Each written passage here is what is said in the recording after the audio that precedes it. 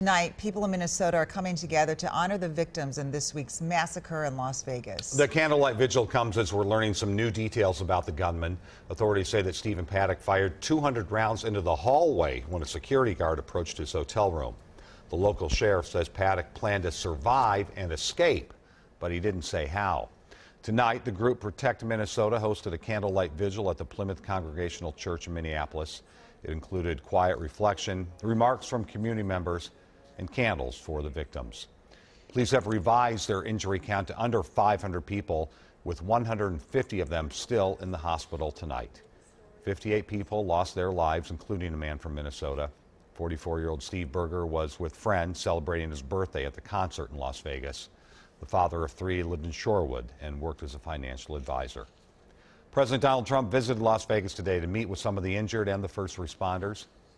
Meanwhile, investigators continue to search for a possible motive. They are hoping the shooter's girlfriend can provide some clues. She was in the Philippines but arrived back in the U.S. today. Investigators still don't know why Stephen Paddock opened fire on those attending a country music festival in Las Vegas.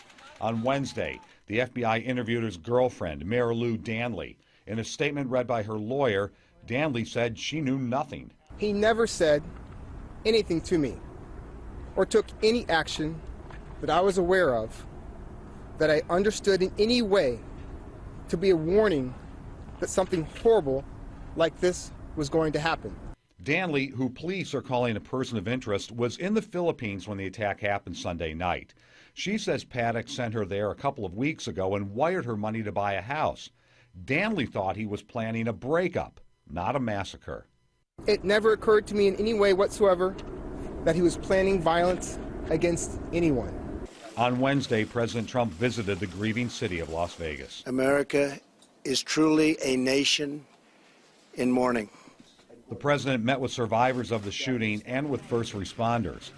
Investigators found 23 firearms inside the gunman's room at the Mandalay Bay Hotel. Stephen Paddock is a man who spent decades acquiring weapons and ammo and living a secret life. Police say Paddock owned 47 guns and had bought 33 of them in the last year, including one just 3 days before the shooting. The federal government does not get notified about purchases of multiple guns unless they're actually bought at the same time. And while some of the guns Paddock used were modified to fire as automatic weapons, they were legal according to rules established by the ATF. At least 45 patients remain in critical condition tonight, including a native St. Paul man. Philip Orrick was shot in the lower back during the attack. His family says he's making progress and even able to joke around. They're hopeful that Orrick will be able to leave the ICU by this weekend. But it was heartbreaking news for the family of Steve Berger. As we reported earlier, he was with a group of friends and his girlfriend on Sunday night when the shots rang out. While his friends made it out alive, Steve did not. His sister talked with us on the phone from her Wisconsin home today. Christine Berger Moore is planning to travel to the Twin Cities with her parents tomorrow to plan for his funeral. It's a tragedy. It's a tragedy specifically for his children, but really for anybody who knew him. It's a waste. Just a waste. He had so much to live for and so much to offer.